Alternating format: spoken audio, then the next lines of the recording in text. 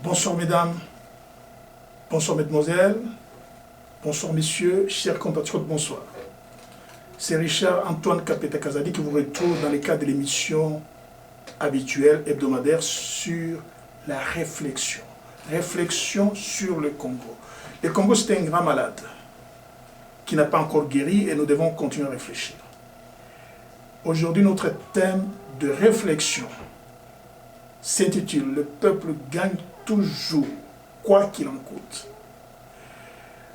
Au cours de l'émission d'aujourd'hui, comme d'habitude, nous avons toujours voulu écouter nos aimables auditeurs. Nous lirons quelques messages de nos auditeurs. En fait, ils nous les ont envoyés et il faudra absolument qu'on vous les lise. En ce qui nous concerne l'émission d'aujourd'hui, nous voudrions qu'elle soit basée sur des questions. En fait, nous avons plus de questions à poser. Les questions à poser sont les suivantes.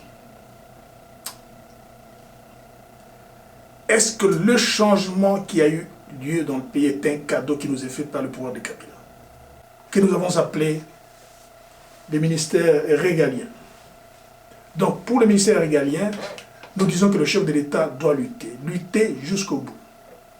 Comment serait-il chef de l'État s'il ne peut pas diriger la défense, lui qui est le commandant suprême?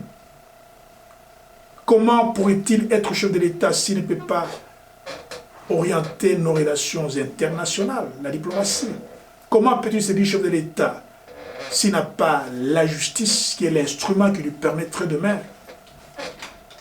de sanctionner, de frapper sur la tête des individus immoraux qui jouent avec l'État? Comment il pourrait se dire chef de l'État s'il n'a pas de finances? Comme on dit toujours, l'argent est le nerf de guerre. C'est avec les finances qu'il pourra demain financer différents travaux. Donc, il y a des choses sur lesquelles le chef de l'État doit être intraitable. Peu importe combien de temps ça prendra.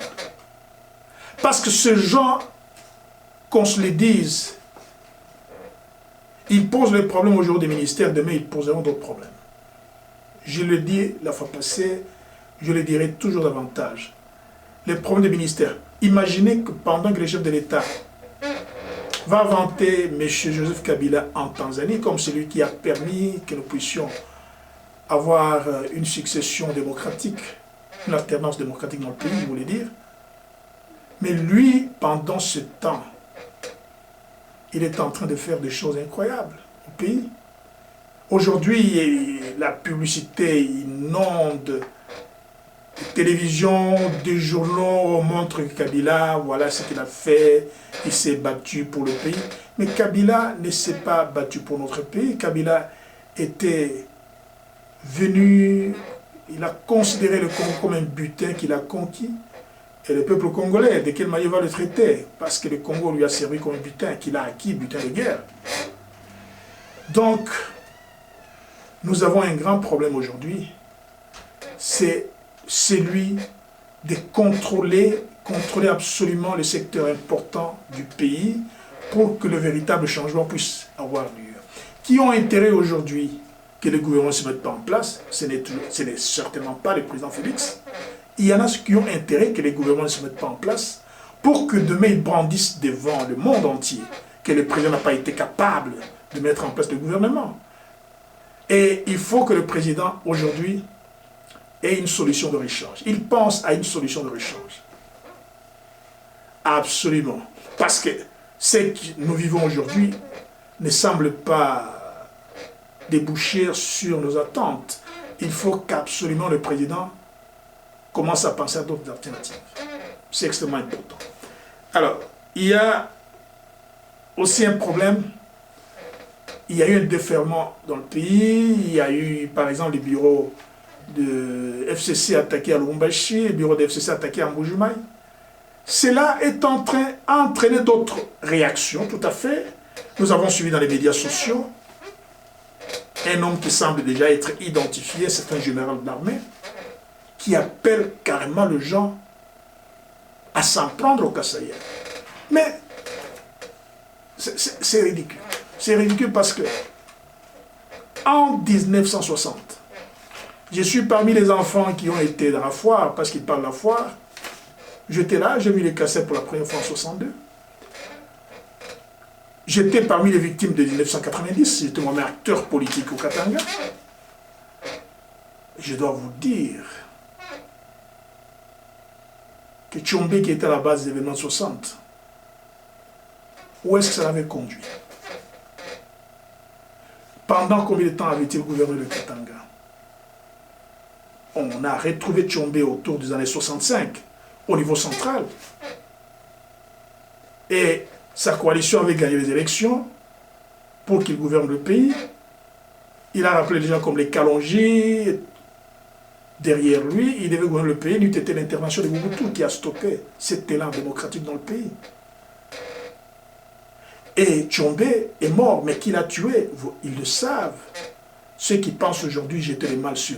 Il a dit beaucoup de mal sur le peuple kassaïen, sans aucun bien. Je ne vais pas énumérer ici les qualités du peuple kassaïen, parce qu'il en a réellement, il y en a beaucoup. Tant au domaine social, scientifique, artistique, il y a beaucoup de qualités du peuple kassaïen. Il ne faut pas faire des affabulations pour justifier quelque chose. Quand on s'attaque à la permanence du FCC, ce n'est pas ça s'attaquer au Katangais. Le FCC était allé s'en prendre à la permanence de l'UDPS il y a quelques années. Il a brûlé, il y a même des gens qui sont morts là-dedans. Et là, ce n'était pas... On va imputer ça à qui? À quelle tribu? À quelle ethnie? C'est vraiment insensé de raisonner de cette manière-là. Donc quand on attaque la permanence du FCC, on s'est attaqué au Katangais. Et alors quand on s'est attaqué à la permanence du FCC au Kasaï, on s'est attaqué à qui? Il faut bien raisonner. Et l'homme qui raisonne ne l'a pas compris. Aujourd'hui, moi, je félicite, bien que c'était pénible, parce que nous avons été au centre des problèmes qui se passaient au Katanga, à ce moment-là, je dois féliciter Papa Kungu, qui a compris, parce que ce n'est jamais tard de bien comprendre les choses. Il a dit, si la vie était à refaire, il n'aurait pas fait ça. On a sacrifié des innocents. Alors, le Roatelet qui veut aujourd'hui créer des situations, ces Roatelets-là, qu'est-ce qu'il croit qu'il va faire? Parce que Tchombe n'a pas réussi à emballer complètement le Katanga, que ça ne soit pas une espèce de chafaud qu'on brandit devant les gens pour dire voilà, le Katanga va aller en sécession. Même si le Katanga sera un pays à part, mais il y aura toujours la présence kassaïenne au Katanga. Parce que il y a des étrangers qui ne sont pas zambiens qui vivent en Zambie, des étrangers qui ne sont pas tchadiens qui vivent au Tchad, des étrangers. Il y aura toujours des kassaïens comme étrangers qui vivent au Katanga. Quand on se trompe, on ne peut pas balayer la présence, totalement la présence de l'homme kassaïen du Katanga. C'est une erreur. Vraiment une erreur. Alors, il y a beaucoup de lectures qu'on devait vous faire aujourd'hui pour vous montrer de quelle manière les gens sont en train de délirer. En fait, ils sont en train de rêver. Tchombe a lancé un mouvement en 60.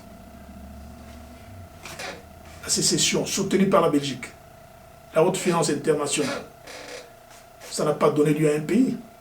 Mais écoutez, si on veut que le Katanga soit un pays, moi je m'en fous. Le Katanga peut être un pays, c'est normal, le Congo va rester ce qu'il est. Avec d'autres provinces, il va continuer à exister.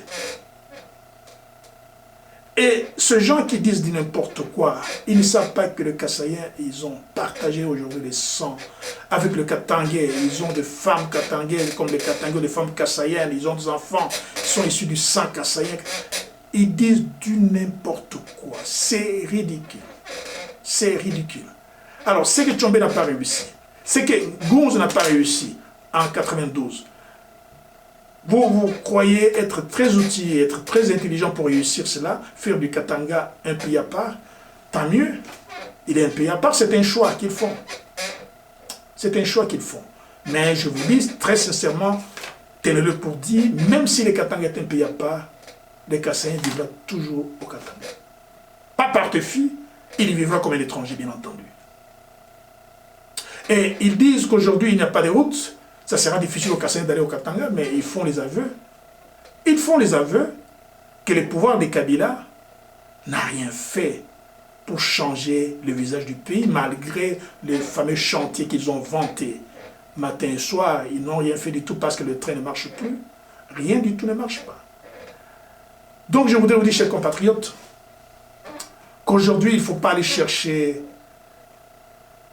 les petits insectes quelque part. Le problème du Congo aujourd'hui, c'est le problème de tous les Congolais. Si on s'en prend au FCC, on s'en prend au FCC parce qu'il est le mal véritable du Congo aujourd'hui. C'est le FCC qui ne veut pas qu'une nouvelle page de l'histoire nationale soit écrite. C'est la raison pour laquelle on s'en prend à lui. Si on s'en prend au FCC à Kinshasa, ça devient quoi? Ça devient les Kassaïens. Si on s'en prend au FCC au Katanga, ça devient les Kassaïens. Ça devient l'affaire de Kassai. Si on s'en prend au FCC au Kassai, ça devient quoi? Donc, on n'arrive pas à comprendre ou on dit du n'importe quoi sans comprendre réellement ce qu'on est en train de dire. On connaît l'homme qui est en train de faire ça. Nous attirons les autorités à se saisir de ce genre, à les mettre hors d'état de nuire parce qu'ils constituent un danger pour le pays.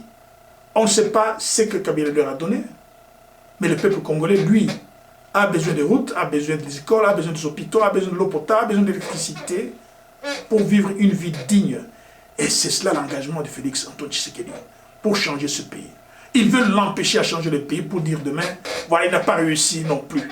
Parce qu'eux ont échoué. C'est toute la raison qui est à la base de toutes ces agitations. Mais le peuple congolais devra comprendre qu'il n'y a aucune raison aujourd'hui que nous nous déchirions nous-mêmes.